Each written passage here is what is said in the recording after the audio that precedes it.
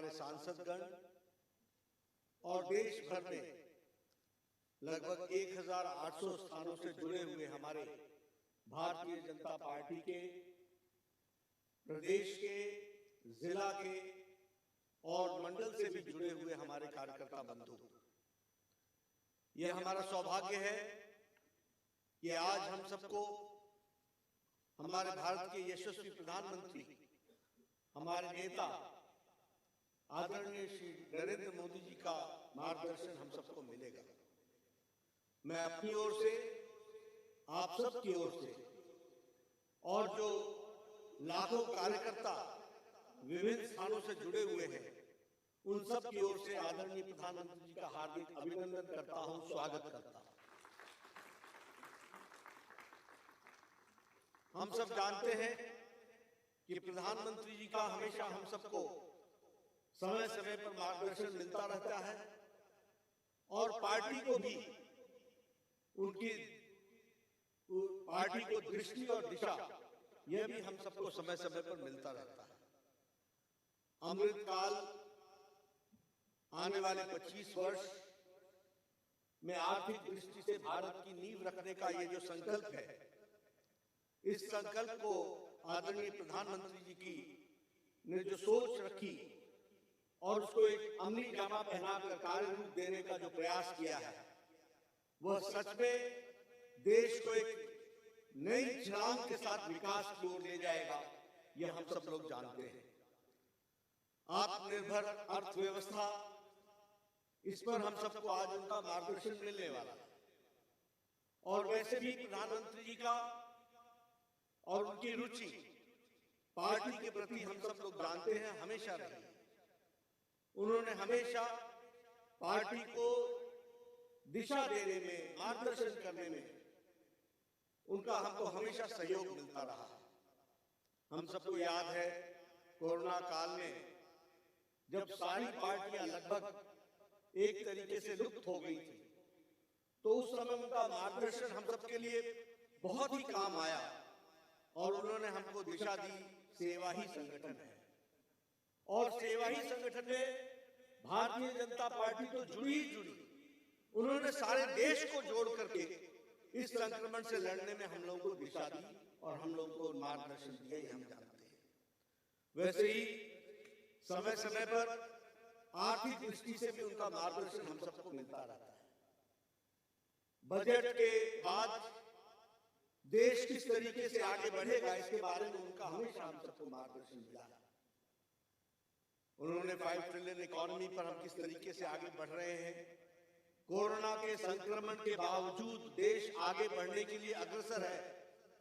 और अगर हम अपनी जीडीपी देखें तो उससे भी ये ध्यान में आता है कि इन सारे संक्रमणों के बाद और इन सारी मुसीबतों के बावजूद भी देश ने आर्थिक दृष्टि से आगे बढ़ने का संकल्प जो रखा है, उसको उन्होंने गति दी है और देश आर्थिक दृष्टि से सही दिशा में चला है, ये हम सब लोग जानते हैं। सामाजिक न्याय, समानता, सम्मान, सबका साथ, सबका विकास, सबका विश्वास और सबका प्रयास, इस मंत्र को लेकर के उनके नेतृत्व में हम सब लोग चल रहे हैं। और हम ये भी जानते हैं कि जो कल बजट रखा गया वो प्रो पीपल बजट रहा, प्रोग्रेसिव बजट रहा, प्रोडक्शन लिंक इंसेंटिव्स के साथ बढ़ने वाला बजट रहा, ईज ऑफ लिविंग, इस सिद्धांत को आम आदमी को अपने जीवन के यापन में कोई मुसीबत ना आए, बिना तकलीफ के वो आगे बढ़े और देश की अर्थव्यवस्था में भी अपना योगदान करे, इस बात को उन्होंने बहुत अच्छे तरीके से इस बजट में रखा है। निर्मला सीतारमण जी ने उनके मार्गदर्शन में मोर ग्रोथ, मोर जॉब, एम्प्लॉयमेंट के साथ किस तरीके से विकास को आगे बढ़ाना है और ग्रोथ के तरीके से इकोनॉमी कैसे बढ़ती है, इस पर भी उनको उनका मार्गदर्शन मिलने वाला है। जो डेवलपमेंट प्रोजेक्ट्स जिसके बारे में चर्चा की गई है, वह आने वाले समय में अमृत काल में देश को एक नई ऊंचाइयों पर ले जाने का एक संकल्प है, इसको भी हमको ध्यान में रखना चाहिए। मैं ये महसूस करता हूं कि उनके मार्गदर्शन में आर्थिक दृष्टि से देश मजबूत हो रहा है और हम ही नहीं, करोड़ों लोग ये महसूस करते हैं कि उनकी मार्गदर्शन में आर्थिक दृष्टि से किस तरीके से देश का विकास बढ़ रहा है और उसको और आगे बढ़ाना है, इसका हम सबको आज मार्गदर्शन मिलने वाला है। हमारे आत्मनिर्भर अर्थव्यवस्था, इन पर, इस विषय पर उनका हमको मार्गदर्शन मिलेगा। मैं आपके और उनके बीच में ज्यादा देर न रहते हुए मैं उनसे निवेदन करूंगा, आदरणीय प्रधानमंत्री जी से, कि वह हम सभी कार्यकर्ताओं का मार्गदर्शन करें और उनको मैं ये विश्वास दिलाना चाहता हूं कि हमारे करोड़ों कार्यकर्ता आपके बताए रास्ते पर चलकर देश को मजबूती प्रदान करने में अपना पूरा योगदान करेंगे। इन्हीं शब्दों के साथ मैं आदरणीय प्रधानमंत्री जी को निमंत्रित करता हूं, आमंत्रित करता हूं कि वह हम सबका मार्गदर्शन करें।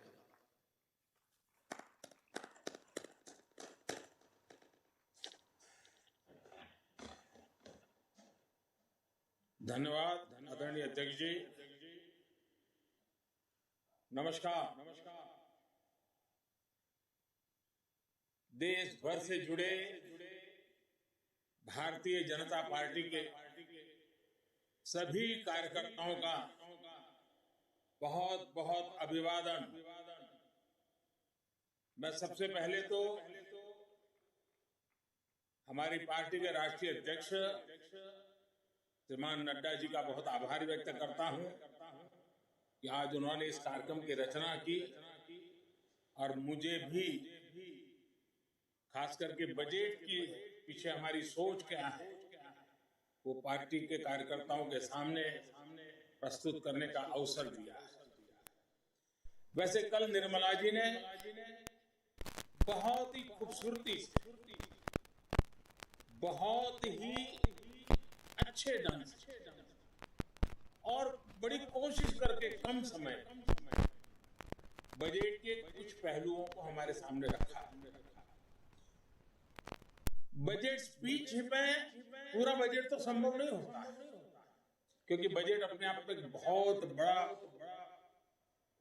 दस्तावेज होता है, बहुत बारीकियां होती है और सदन में उन सब चीजों पे बोलना संभव भी नहीं होता है।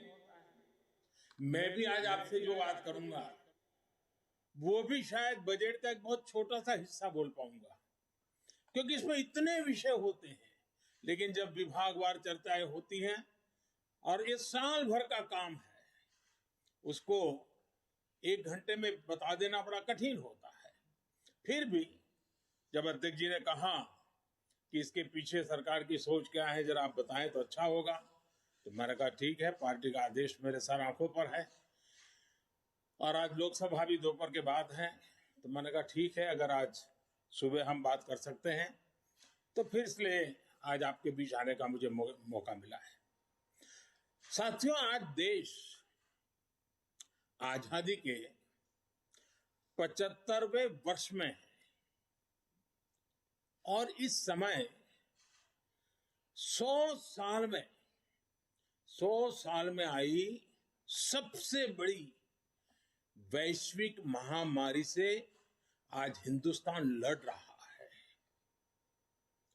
कोरोना का ये कालखंड पूरी दुनिया के लिए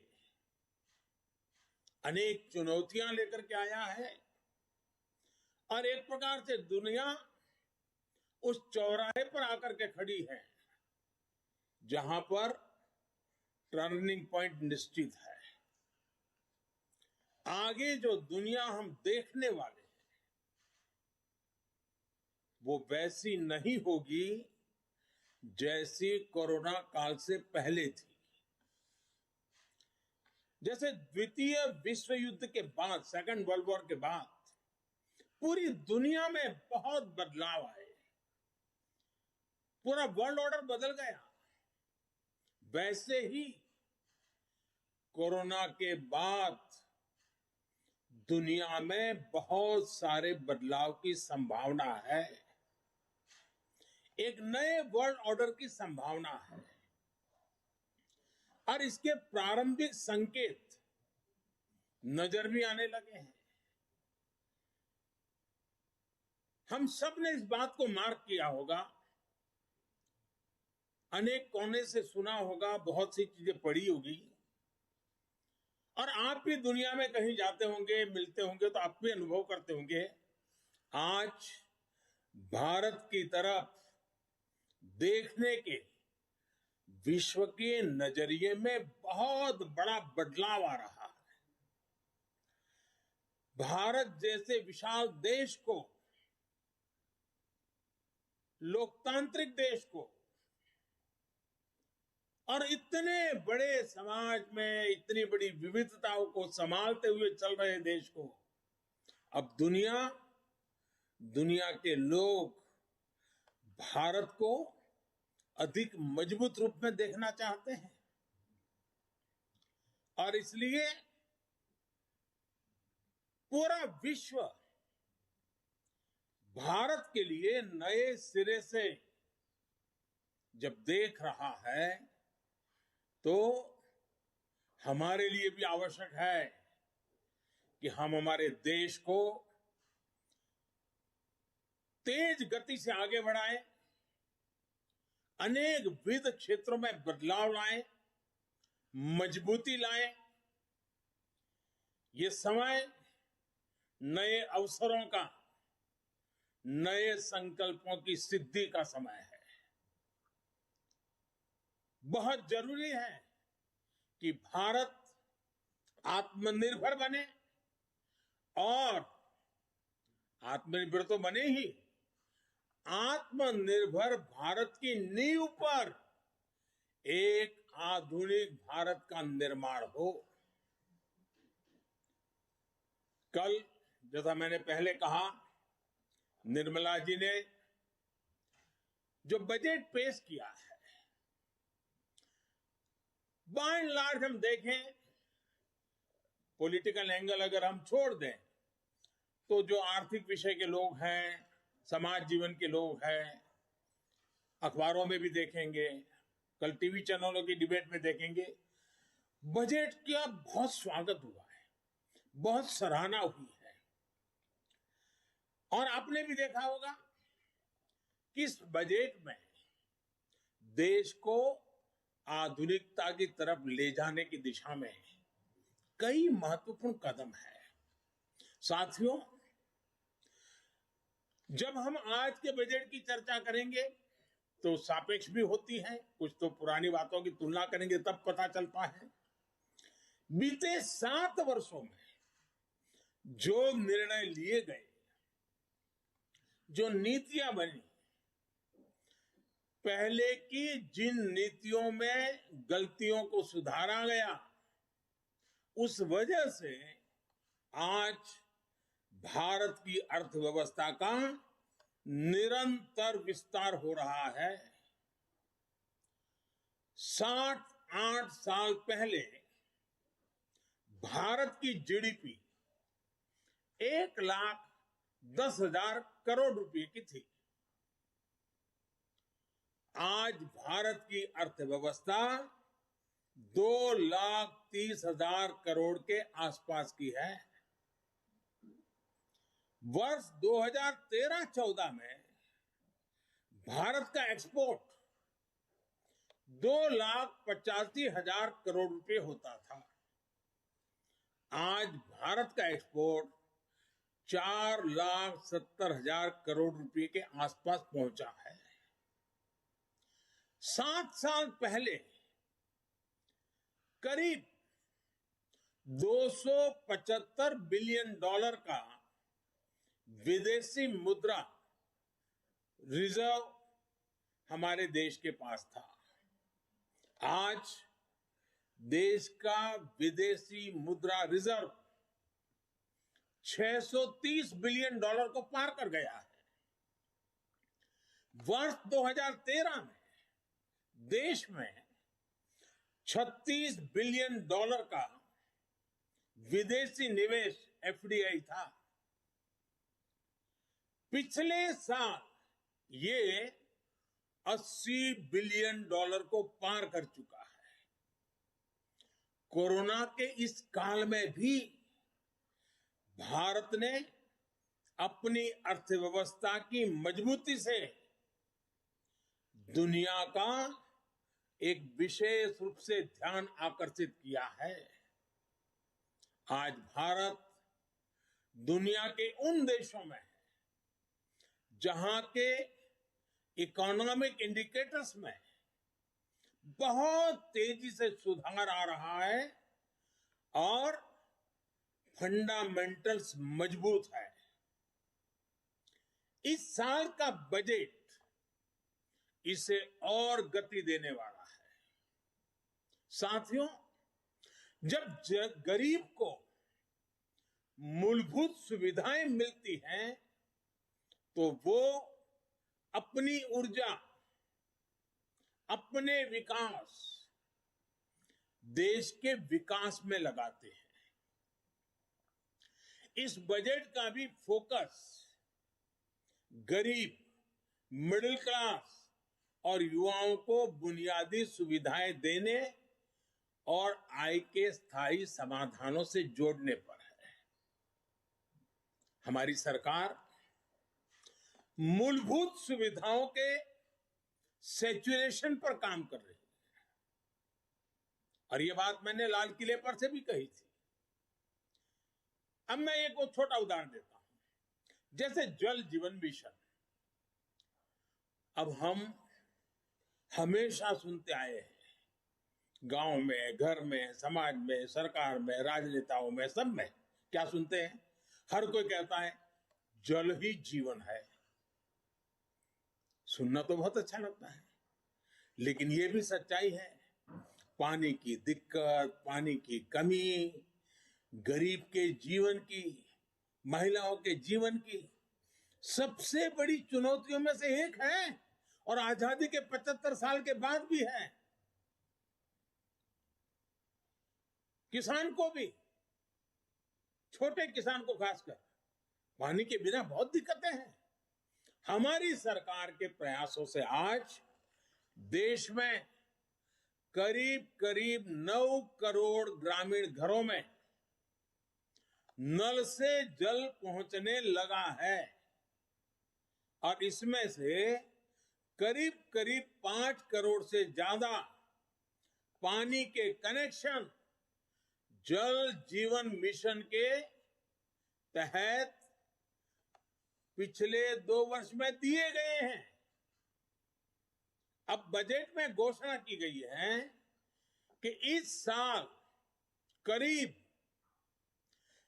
4 करोड़ ग्रामीण घरों को पाइप से पानी का कनेक्शन दिया जाएगा। और जब ग्रामीण घर की बात आती है तो उसमें अधिकतम समाज किसानी से जुड़ा हुआ होता है, खेत के काम से जुड़ा हुआ होता है। उसका समय बचेगा, माताओं बहनों का समय बचेगा, वो कृषि के समय में अपना योगदान दे पाएगी। इस पर पानी पहुंचाने के लिए, घरों में पानी, मेरी माताओं बहनों को कष्ट से मुक्ति दिलाने के लिए पहले करीब 40,000 करोड़ से ज्यादा खर्च किया था, अभी 60,000 करोड़ रुपए से ज्यादा खर्च किए जाएंगे।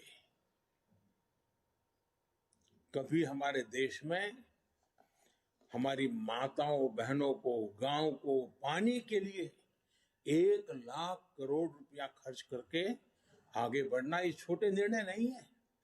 देश के अलग अलग हिस्सों में नदियों को लिंक करने के अनेक प्रस्ताव इस बजट में हैं।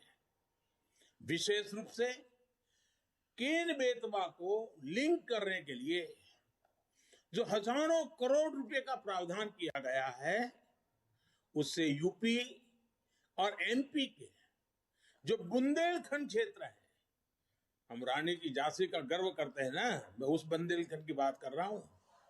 जिस खाजूराहो की चर्चा करते हैं, मैं उस बुंदेलखंड की बात करता हूं।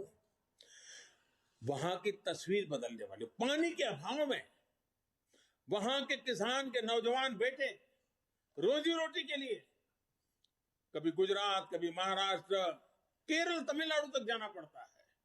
ये केन बेतवा योजना किसान के जीवन में खेती में तो बदलाव लाएगी लाएगी, किसान के जीवन में बदलाव लाएगी। और इस योजना पर लगभग 44,000 करोड़ रुपए खर्च होंगे। मेरे किसान भाइयों बहनों के खेत में पानी पहुंचाने के लिए ये आधुनिक युग का एक भगीरथ काम है। अब बुंदेलखंड के खेतों में और हरियाली आएगी। जवान बेटों को शहर में झुग्गी झोपड़ी में रह करके मजदूरी में जिंदगी गुजारनी पड़ती है, वो खुले आसमान के नीचे अपने माँ बाप के साथ रह करके एक नई जिंदगी का प्रकरण लिखना शुरू कर सकते हैं। घरों में पर्याप्त पानी आए, खेत में पानी आए। साथियों, गरीब का बहुत बड़ा सपना उसका अपना घर भी होता है। इस साल के बजट में गरीबों के लिए 80 लाख पक्के घर बनाने की बात कही गई है और इस पर 48,000 करोड़ रुपए 48,000 करोड़ रुपए यानी करीब करीब 50,000 करोड़ रुपए से अधिक खर्च होंगे। गरीब से मुक्ति का ये भी एक गरीबी से मुक्ति होनी है। गरीबी से बाहर आना चाहता है। जब घर मिलता है ना, उसका एक हौसला बन जाता है। हम कभी गरीबों की ताकत जानते नहीं थे। सिर्फ गरीबों का राजनीतिक उपयोग करने वाले लोग बहुत हुए इस देश में। एक छोटा सा प्रयास, जनधन अकाउंट। गरीब को जब जनधन अकाउंट मिला ना, उसका स्वाभिमान जग गया और लाखों करोड़ रुपए की बचत में गरीब भी आगे आया है। अगर एक जनधन अकाउंट उसकी जिंदगी बदल सकता है, तो गरीब को जब छत मिले, गरीब को जब घर मिले, तब उसका जीवन कितना बदल जाता है, इसका हम देख करके बता सकते हैं। जो भी उन परिवारों को देखेगा, उसका विश्वास बढ़ेगा। और इतना ही नहीं, सरकार जो घर बनाकर इन्हें देती है, वो घर इन गरीबों को एक तरह से लखपति बना देती है। मैं जब छोटा था, लखपति शब्द बहुत बड़ा लगता था। लखपति यानी कितनी बड़ी दुनिया है, सुनते ही कान खड़े हो जाते थे। लेकिन हमने जो गरीबों को घर दिया है ना, उसकी कीमत के हिसाब से देखे तो हमने पिछले 7 साल में 3 करोड़ गरीबों को पक्के घर देकर उन्हें लखपति बनाया है। जो गरीब थे, जो झोपड़पट्टी में रहते थे, अब उनके पास अपना घर है। पहले के मुकाबले हमारी सरकार ने इन घरों के लिए राशि भी बढ़ाई है और समय की ध्यान को रखते हुए घरों की साइज भी बढ़ाई है, ताकि बच्चों की पढ़ाई न छूट जाए, बच्चों के लिए पढ़ाई के लिए जगह मिल जाए। बड़ी बात यह भी है कि इसमें से ज्यादातर घर महिलाओं के नाम पर भी है, यानी हमने महिलाओं को घर की मालकिन भी बनाया है। साथियों, हम सामाजिक न्याय के लिए तो हमेशा काम करते हैं और इसे अपना दायित्व समझते हैं। जैसे समाज की भलाई के लिए सामाजिक न्याय बहुत जरूरी है, वैसे ही देश की भलाई के लिए भी देश का संतुलित विकास भी जरूरी है। भारत जैसे देश में कोई क्षेत्र पिछड़ा रहे, कोई इलाका अविकसित रह जाए, ये ठीक नहीं है। और इसलिए हमने आकांक्षी जिला एस्पिरेशनल डिस्ट्रिक्ट अभियान शुरू किया था। इन जिलों में गरीब की शिक्षा के लिए, गरीब के स्वास्थ्य के लिए, गांव की सड़कों के लिए, बिजली पानी के लिए जो काम हुए, उसकी प्रशंसा संयुक्त राष्ट्र ने भी की है। अब इस बजट में घोषणा की गई है कि आकांक्षी जिलों में राज्यों के साथ मिलकर आकांक्षी ब्लॉक प्रोग्राम चलाया जाएगा, यानी उसे और नीचे ले जाया जाएगा, यानी विकास का लाभ आखिरी छोर तक पहुंचाने का एक वैज्ञानिक तरीका है और धन का सदुपयोग करने का, संसाधनों का ऑप्टिमम यूटिलाइजेशन करने का और फोकस एक्टिविटी करने का एक रास्ता है। ग्रामीण क्षेत्रों में ब्लॉक स्तर पर जरूरी सुविधाएं पहुंचे, इस पर सरकार का जोर है। साथियों, राष्ट्र की सुरक्षा के लिए हमारी सेनाएं, एयरफोर्स हो, नेवी हो, आर्मी हो, हमारे जवान दिन रात डटे रहते हैं, जान की बाजी लगा देते हैं। लेकिन यह भी सच्चाई है कि हमारे सेना के जवान जो सीमा पर तैनात है, हमारे सुरक्षा बल के जवान जो सीमा पर तैनात है, उनको वो सीमावर्ती जो गांव है ना, वो भी एक प्रकार से किले का काम करते हैं और उन सीमावर्ती गांवों का देशभक्ति का जज्बा भी अद्भुत होता है। अभावों के बीच, संकटों के बीच, मुसीबतों के बीच सीमा पर रहने वाले छोटे गांव के लोग दिन रात देश की रक्षा के लिए सजग रहते हैं। अब समय आ गया है कि हमें हमारी राष्ट्र रक्षा की जो नीतियां हैं, उसमें सीमावर्ती गांवों के नागरिकों की शक्ति को पहचानना होगा, उनके अहम रोल को जानना होगा। और इसलिए हमने ध्यान आकर्षित किया है कि सीमावर्ती जो हमारे आखिरी गांव है हिंदुस्तान के कोने कोने में, उन गांवों को विकास की यात्रा में पीछे नहीं रहने देना है। इस वजह से हम वर्षों से सीमावर्ती गांवों से पलायन होते भी देख रहे हैं। किसी भी देश की रक्षा के लिए यह पहलू ठीक नहीं है। इस बात को समझते हुए सीमा पर मौजूद गांवों के विकास के बारे में नए सिरे से सोचा गया है। एक होलिस्टिक अप्रोच के साथ हम आगे बढ़ना चाहते हैं। ऐसे गांवों में हर प्रकार की सुविधा हो, बिजली हो, पानी हो, सड़क का इंतजाम हो। इसके लिए बजट में विशेष वाइब्रेंट विलेज प्रोग्राम का ऐलान किया गया है। हमारे अनेकों सीमावर्ती गांव टूरिस्ट स्पॉट बन सकते हैं। वहां हम अच्छे प्रकार से होम स्टे का एक पूरा नेटवर्क खड़ा कर सकते हैं, जो हमारे लोगों को रोजी रोटी मिले। प्रकृति प्रेमियों के लिए भी ये हमारे सीमावर्ती क्षेत्र हैं, वो आकर्षण का केंद्र बन सकते हैं। और मैंने तो गुजरात में कच्छ में रणोत्सव करके देखा है कि अगर उन आखिरी गांवों को हम वाइब्रेंट बना दें तो सुरक्षा की दृष्टि से भी बहुत लाभ होता है।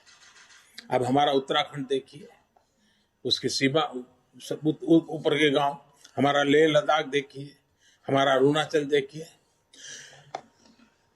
ये वाइब्रेंट विलेज प्रोग्राम इन सभी गांवों को बहुत मदद करेगा। इसके साथ साथ होलिस्टिक अप्रोच होने के कारण एनसीसी का भी एक नया विचार हुआ है। एनसीसी के लिए खर्च होता है, बड़े शहरों में एनसीसी होती भी है। अब हमने तय किया है कि सीमावर्ती गांव, वो जो ब्लॉक होगा और वहां जो स्कूल होगी नजदीक में, हम एनसीसी का वहां केंद्र शुरू करेंगे, एनसीसी की गतिविधि चलाएंगे, ताकि ये सीमा पर रहने वाले बच्चे एनसीसी से ट्रेन होकर के भविष्य में आसानी से सुरक्षा बलों में जाकर के राष्ट्र रक्षा का नेतृत्व कर सकते हैं। इन पहाड़ी क्षेत्रों के हमारे बच्चों की ताकत बहुत बड़ी होती है। साथियों, राष्ट्र रक्षा से जुड़े एक और बड़े अभियान की बजट में घोषणा की गई है। ये है पर्वतमाला परियोजना। ये हिमालय के क्षेत्रों में आधुनिक कनेक्टिविटी और आधुनिक इंफ्रास्ट्रक्चर को विस्तार देने वाली है। इससे पहाड़ों में आवाजाही भी आसान होगी, टूरिस्टों के लिए जाने की सुविधा तो होगी। वहां अगर तीर्थ क्षेत्र है तो वहां जाने वाले तीर्थयात्रियों को सुविधा होगी, लेकिन साथ साथ हमारी सेना को तो लगातार उन क्षेत्रों में जाना होता है, उनके लिए भी ये बहुत सुविधाजनक होगा। इसका बड़ा लाभ हमारे हिमाचल, उत्तराखंड, जम्मू कश्मीर, लेह लद्दाख, नॉर्थ ईस्ट के हमारे कुछ क्षेत्र, वहां के भाइयों बहनों को मिलेगा। हमारे पहाड़ों के लोग बहुत प्रतिभावान होते हैं, बहुत परिश्रमी होते हैं। सेना से लेकर खेलों तक, व्यापार से लेकर कृषि तक, कितने ही क्षेत्रों में देश को उनकी क्षमता और प्रतिभा का लाभ मिलता है। ये हमारा सौभाग्य है कि हमें उनके लिए काम करने का मौका मिल रहा है। वर्तमान से हम जब पर्वतमाला से पहाड़ी क्षेत्रों में पर्यटन को बढ़ावा मिलेगा और साथ ही पर्यावरण की भी सुरक्षा बढ़ेगी। नॉर्थ ईस्ट को लेकर भी पीएम डिवाइन नाम से एक बड़ी योजना की घोषणा बजट में की गई है। साथियों, आज समय की मांग है कि भारत की कृषि भी आधुनिक बने, नए तौर तरीके अपनाएं, किसान पर बोझ कम हो। देश की कृषि को टेक्नोलॉजी आधारित और केमिकल फ्री बनाने के लिए बड़े कदम इस बजट में उठाए गए हैं।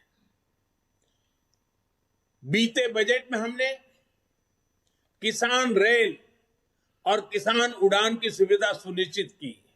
अब किसान ड्रोन किसान का नया साथी बनने वाला है।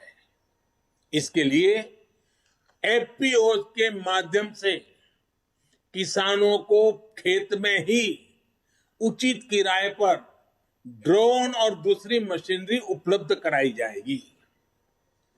ड्रोन टेक्नोलॉजी से किसान को तो मदद मिलेगी ही, उत्पादन का रियल टाइम डेटा भी प्राप्त होगा।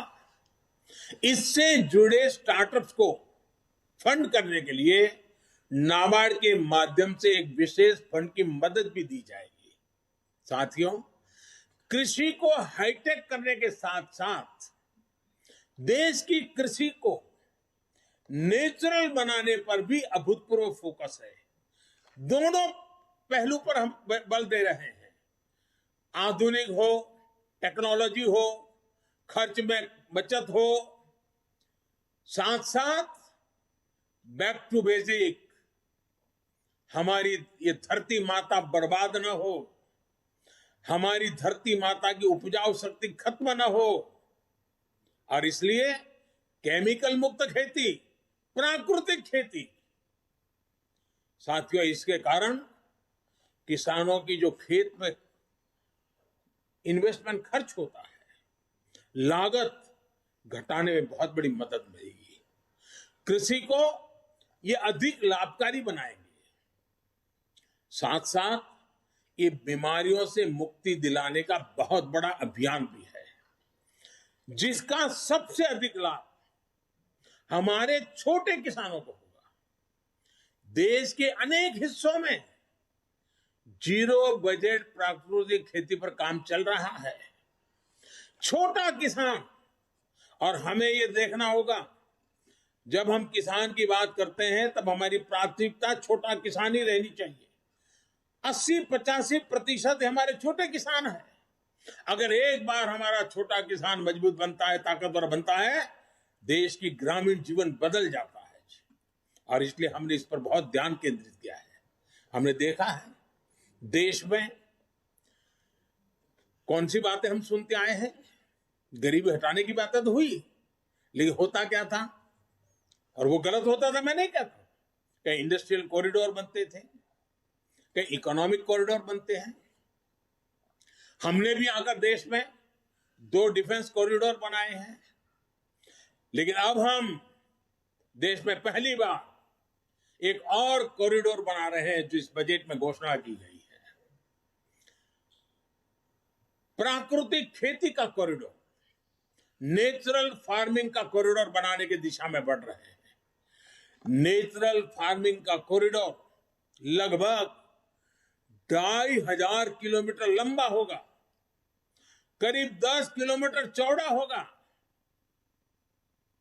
और पहले चरण में उत्तराखंड, उत्तर प्रदेश, बिहार, झारखंड और पश्चिम बंगाल में मां गंगा के किनारे 5-5 किलोमीटर चौड़ा, दोनों तरफ 5-5 किलोमीटर नेचुरल फार्मिंग का एक कॉरिडोर तैयार किया जाएगा। पूरी इकोसिस्टम बनेगी, उसकी प्रोडक्ट की वैश्विक वैल्यू बढ़ने वाली है। खेती के जीवन को बदलाव लाने का ये एपिक सेंटर बन जाएगा। ये कॉरिडोर पूरे हिंदुस्तान के किसानों के लिए प्रेरणा का कारण बनने वाला है। और इन सारे कारणों से जो हमारा गंगा स्वच्छता अभियान चल रहा है, उसमें एक बड़ी मदद मिलेगी, क्योंकि खेत में जो केमिकल उपयोग होता है, जब बारिश आती है तो केमिकल का काफी हिस्सा बह करके पानी में जाता है, नदी में जाता है। 5-5 किलोमीटर प्राकृतिक खेती जब होगी, केमिकल फ्री खेती होगी, ऑर्गेनिक उत्पाद होंगे, तो वो जो केमिकल का प्रवाह गंगा जी में आता था वो भी बंद होगा, मां गंगा भी शुद्ध होगी। एक प्रकार से मां गंगा जी का बजट का कुछ हिस्सा भी किसानों के काम आएगा। और ऑर्गेनिक उत्पाद की आज बाजार में कीमत बहुत बड़ी है, दुनिया में मांग है, और भारत विश्व के कृषि बाजार में बड़ी ताकत के साथ जाने का रास्ता ऑर्गेनिक खेती है। साथियों, सरकार द्वारा मोटे अनाज,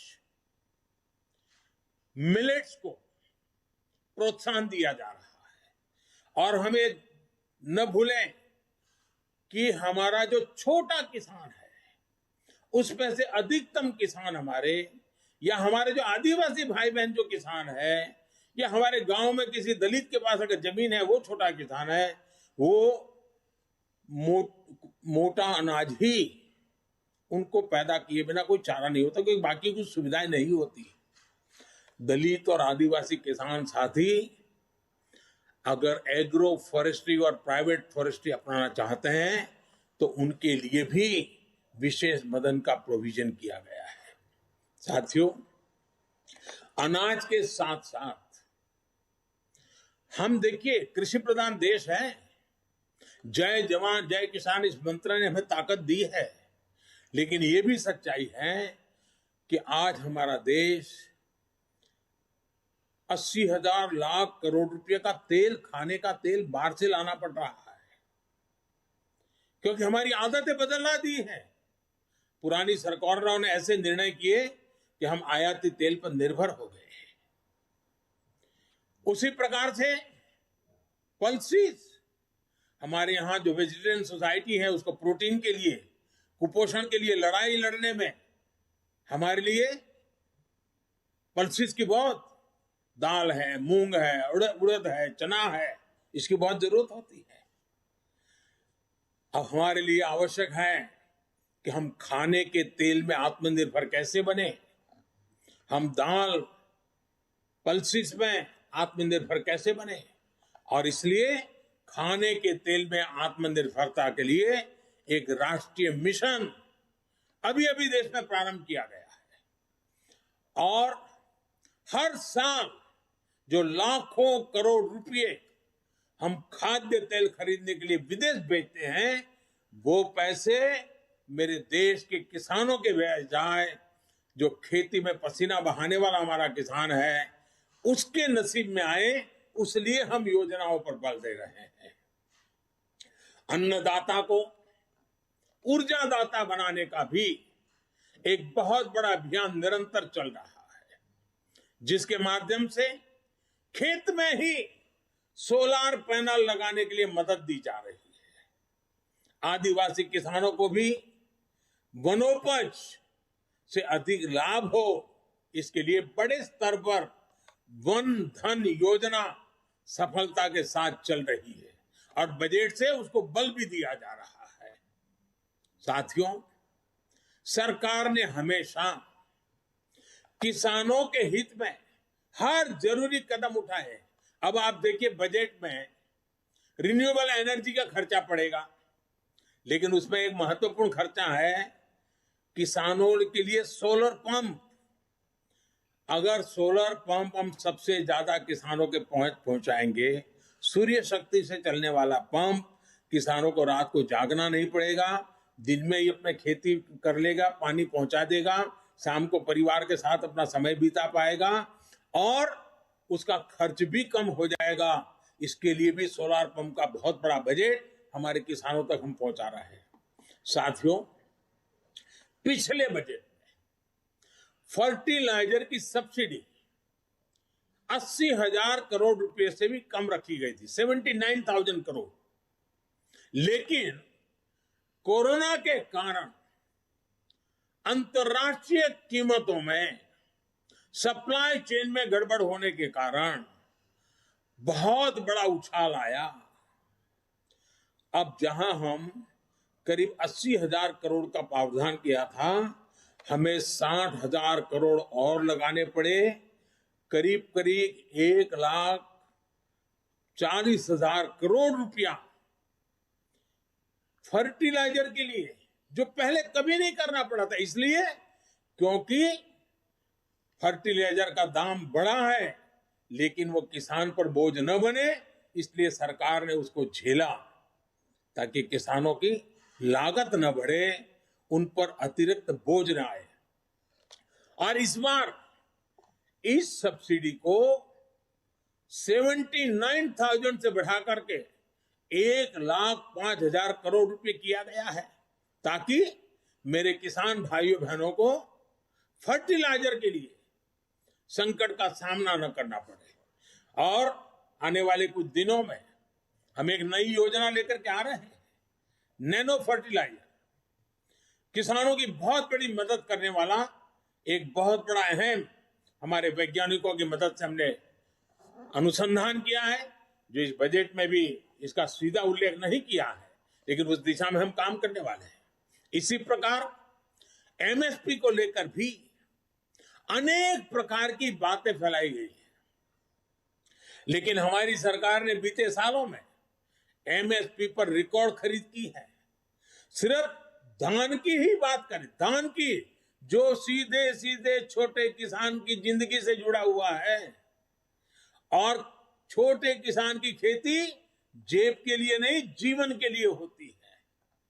सिर्फ धान को ही अगर बात करें तो इसी सीजन में किसानों को एमएसपी के रूप में 1.5 लाख करोड़ रुपए से अधिक मिलने का अनुमान है। बजट में प्रावधान किया गया है कि 2,37,000 करोड़ रुपए का एमएसपी किसानों के बैंक खाते में सीधे ट्रांसफर किया जाएगा। इस साल के बजट में पीएम किसान सम्मान निधि के तहत 68,000 करोड़ रुपए का प्रावधान किया। 68,000 करोड़ रुपया सीधे डायरेक्ट बेनिफिट ट्रांसफर के द्वारा किसान के जेब में पहुंचने वाला है। और ये राशि भी पिछले साल की अपेक्षा ज्यादा है। इसका लाभ भी देश के 11 करोड़ से अधिक किसानों को होगा, और छोटे किसान के लिए तो ये रकम बहुत बड़ी होती है, उसको खेती में कुछ करने के लिए हिम्मत देती है। हमारे ग्रामीण क्षेत्र को, हमारे किसानों को बेहतर सड़कों का भी विशेष लाभ मिलने वाला है। प्रधानमंत्री ग्राम सड़क योजना का बजट पिछले वर्ष की तुलना में 36% बढ़ाया गया है। वहीं रेलवे भी छोटे किसानों की मदद के लिए विशेष प्रावधान करने वाली है। साथियों, नए संकल्प लेना, उन्हें पूरा करने और पूरा करने के लिए जी जान से जुट जाना युवाओं की स्वाभाविक प्रवृत्ति होती है। भाजपा युवा आकांक्षाओं और युवा सपनों को समझती है। ये इस बजट में भी स्पष्ट रूप से दिखता है। इस बजट में स्टार्टअप्स के लिए टैक्स बेनिफिट को आगे बढ़ाया गया है। युवा इनोवेशन, रिसर्च एंड डेवलपमेंट को लेकर जितने भी प्रावधान इस बजट में किए गए हैं, वो युवाओं को इनोवेट करने के लिए प्रोत्साहित करेंगे। मैंने खेती में जिस ड्रोन टेक्नोलॉजी की पहले चर्चा की, वो भी एग्रीटेक स्टार्टअप्स को प्रोत्साहन देगा। डिफेंस के क्षेत्र में स्टार्टअप्स हो या फिर डिजिटल करेंसी जैसे प्रावधानों से फिनटेक से जुड़े स्टार्टअप, ये युवाओं के लिए अनंत संभावनाएं बनाने वाले हैं। और स्टार्टअप की विशेषता है, स्टार्टअप जॉब क्रिएटर भी होते हैं। साथियों, युवाओं को शिक्षा और स्किल के बेहतर अवसर देने के लिए बीते सालों में टेक्नोलॉजी का दायरा निरंतर बढ़ाया गया है। इस बजट में इसको विस्तार देते हुए पहली डिजिटल यूनिवर्सिटी बनाने का फैसला किया गया है। इससे गरीब के गरीब बच्चों को भी अपनी रोजी रोटी कमाते हुए भी अगर इस यूनिवर्सिटी से कोई छोटे मोटे कोर्सेज करने हैं तो वो आराम से कर लेगा और उसको क्वालिटी एजुकेशन उपलब्ध होगा। सरकार ने इस बार के बजट में स्पोर्ट्स को भी बहुत तवज्जो दी है और काफी वृद्धि की है। और हम ये न भूलें कि स्पोर्ट्स के क्षेत्र में अधिकतम हमारे किसान के बच्चे ही आते हैं। किसान के परिवार की ही वो आन बान शान बन रहे हैं। खेलो इंडिया अभियान के बजट को भी बढ़ाया गया है। स्पोर्ट्स का बजट पिछले 7 सालों में 3 गुना से भी ज्यादा बढ़ा है। इसका भी लाभ हमारे युवा साथियों को होगा। साथियों, आपने पोस्ट ऑफिस से जुड़ी अहम घोषणा की बजट भाषण में सुनी होगी। अब पोस्ट ऑफिस के खातों में भी बैंकों की तरह ही mobile banking, internet banking, ATM और ऑनलाइन फंड ट्रांसफर की सुविधा मिल पाएगी।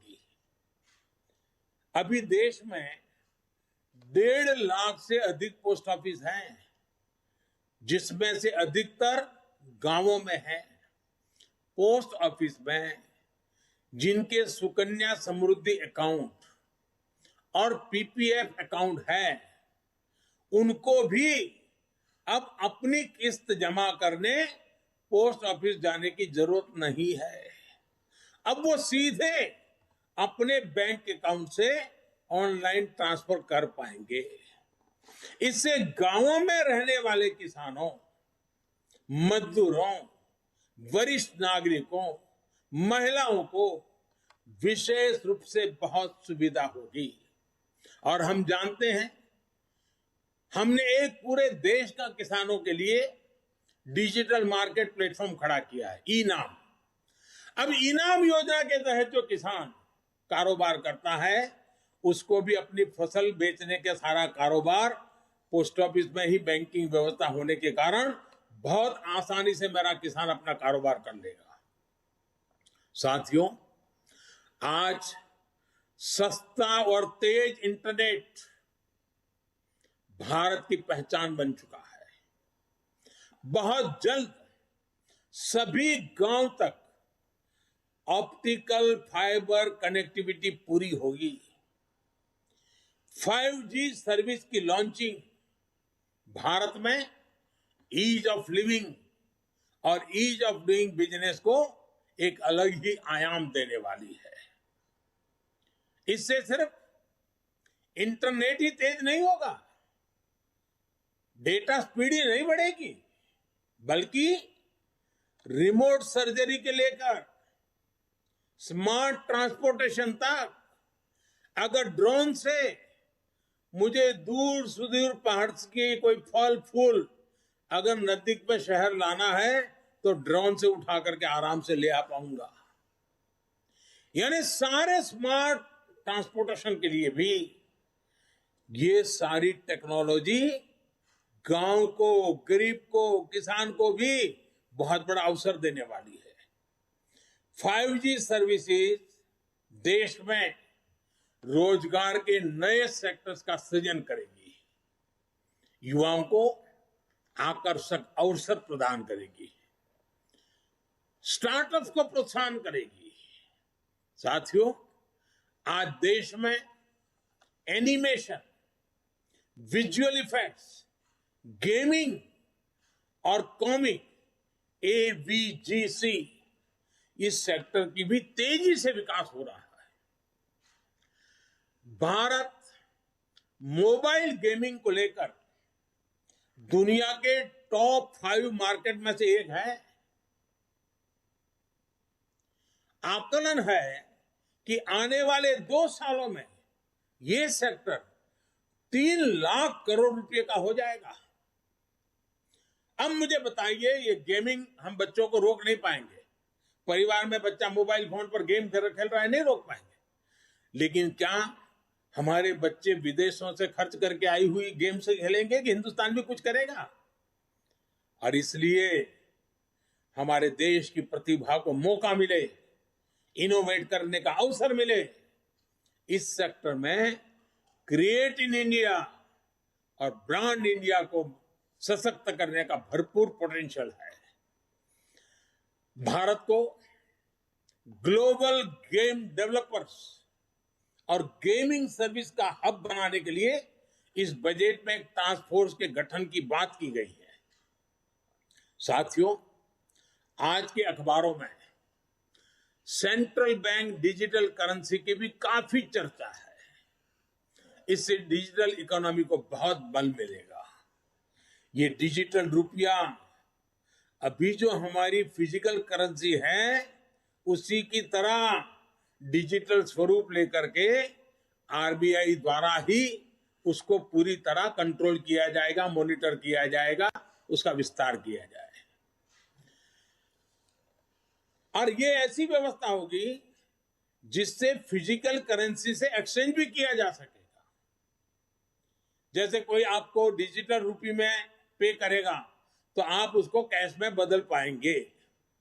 Digital payment, online payment, retail payment ज्यादा सुरक्षित होगा, रिस्क फ्री होगा। इससे ग्लोबल डिजिटल पेमेंट सिस्टम के निर्माण में भी आसानी होगी। ये डिजिटल रुपया फिनटेक से जुड़े सेक्टर को अनेक अवसर देगा। इससे कैश को प्रिंट करने, हैंडल करने, डिस्ट्रीब्यूट करने में जो बोझ पड़ता है वो भी कम होगा। साथियों, भारतीय अर्थव्यवस्था का सबसे पुराना, मजबूत और भरोसेमंद स्तंभ है हमारे छोटे उद्यमी और व्यापारी, हमारे स्मॉल एंटरप्रेन्योर। हमारी सरकार MSMEs को मजबूत बनाने के लिए निरंतर प्रयास कर रही है। कोरोना काल में हमने छोटे उद्यमियों को ध्यान में रखते हुए इमरजेंसी क्रेडिट गारंटी स्कीम शुरू की थी।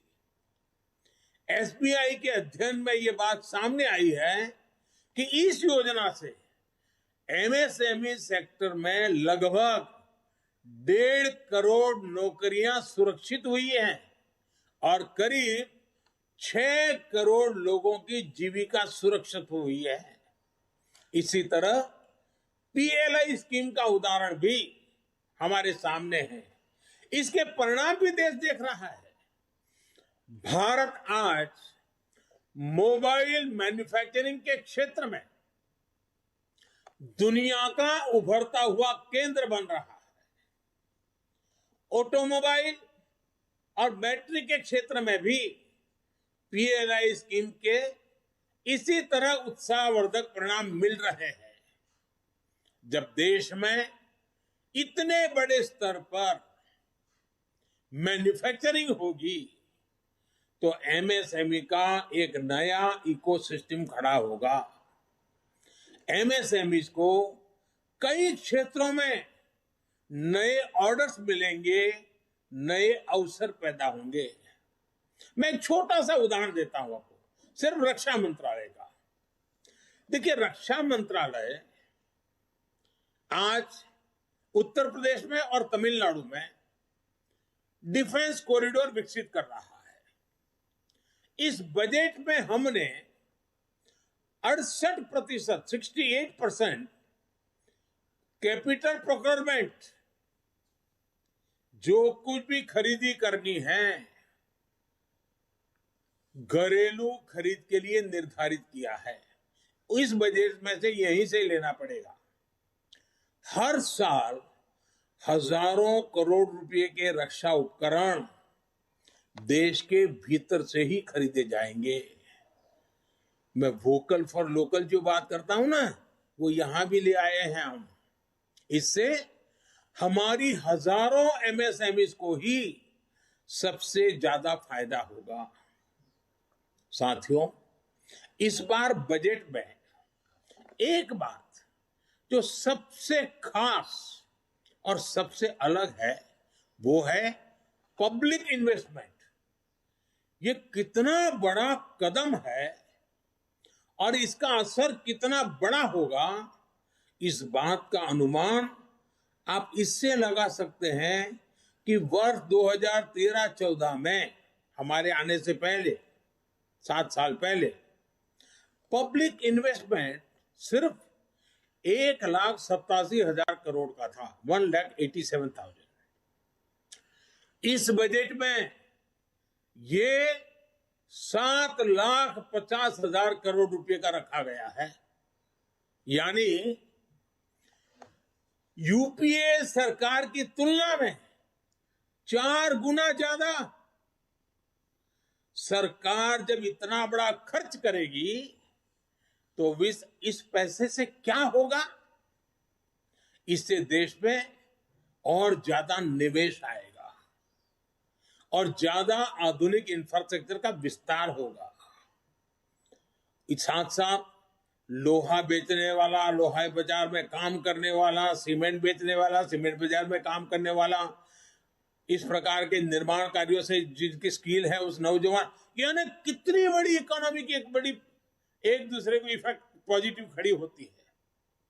और नौकरियों के लिए तो अनेक दरवाजे खुल जाते हैं। साथियों, इसके कारण देश के लिए पूंजी तैयार होगी। सामान्य मानवी का जीवन आसान भी होगा और बेहतर भी होगा। ये सब कैसे होगा, ये समझने के लिए आप अपनी सरकार के 7 साल के काम को समझिए। 2014 में देश में 90,000 किलोमीटर नेशनल हाईवे थे। ये 90,000 किलोमीटर हाईवे पिछले 70 साल में बने थे, जबकि हमने पिछले 7 सालों में ही 50,000 किलोमीटर नेशनल हाईवे बनाए हैं। पीएम गति शक्ति मास्टर प्लान के तहत देश में हजारों किलोमीटर के नए हाईवे और बनाएंगे। इससे न केवल शहरों से लेकर गांवों और कस्बों तक बेहतर कनेक्टिविटी होगी, बल्कि इससे देश के हर कोने में इंडस्ट्री भी पहुंचेगी। इससे हर सेक्टर में लाखों नए रोजगार भी पैदा होंगे। और हम जानते हैं एक जमाना था जहां नदी जाती थी, जहां पानी होता था, उसके नजदीक में गांव बसते थे। फिर समय बदलता गया और अब जहां हाईवेज है, इंफ्रास्ट्रक्चर है, इंटरनेट है, वहां लोग बसते हैं। इस बदलते हुए युग को हमें समझना होगा और इससे ये जो रचना हो रही है वो लॉजिस्टिक सपोर्ट के लिए बहुत बड़ी ताकत हो जाती है। आज अगर हमारे देश में कोई उत्पाद विदेश भेजनी है, मानो फल सब्जी हमारा किसान भेजना चाहता है, लेकिन अगर 6 दिन तक वो ट्रैवलिंग करता रहेगा तो कौन खरीदेगा? ये रोड रास्ते अच्छे बनेंगे तो किसान की पैदावार भी बहुत ही कम समय में अपने गंतव्य स्थान पर पहुंचाएगी और उसके कारण उसको जो आर्थिक नुकसान होता है वो भी बच जाएगा। इतना ही नहीं, इन सब कारणों के गति शक्ति के प्रोजेक्ट के कारण रियल एस्टेट सेक्टर में भी बहुत बड़ी गति मिलने वाला है। इसी तरह देश में 4 जगह पर मल्टी मॉडल लॉजिस्टिक पार्क भी बनाए जाएंगे। मल्टी मॉडल लॉजिस्टिक फैसिलिटीज के लिए 100 पीएम गति शक्ति कार्गो टर्मिनल्स भी विकसित किए जाएंगे। 100 पीएम गति शक्ति कार्गो, सोचिए आप। इससे उद्योगों और व्यापारों के लिए भी किसी भी चीज के लाने जाने में लगने में वाला समय कम होगा और भारत से निर्यात बढ़ाने में मदद मिलेगी। और जब निर्यात बढ़ता है तो उत्पादन और आमदनी बढ़ती है, रोजगार के अवसर बढ़ते हैं। साथियों, एक ऐसा बजट है जो देश में शहरीकरण से जुड़ी चुनौतियों को भी सीधे एड्रेस करता है। ये हमारे शहर ही जहां नियो मिडिल क्लासेस और मिडिल क्लास की बड़ी संख्या में रहता है और देश के विकास में महत्वपूर्ण योगदान देता है। बिजनेस हो, स्पोर्ट्स हो, म्यूजिक हो, स्टार्टअप्स हो, कोई भी क्षेत्र लीजिए, टियर 2 और टियर 3 शहरों का टैलेंट आज निखर कर सामने आ रहा है। बाबा साहब आम्बेडकर भी शहरीकरण के, शहरों में इंफ्रास्ट्रक्चर पर फोकस के बहुत बड़े पक्षधर थे। बीते 7 सालों में देश के शहरों को आधुनिक बनाने पर जो जोर हमने दिया है उसको इस बजट में नया आयाम दिया गया है।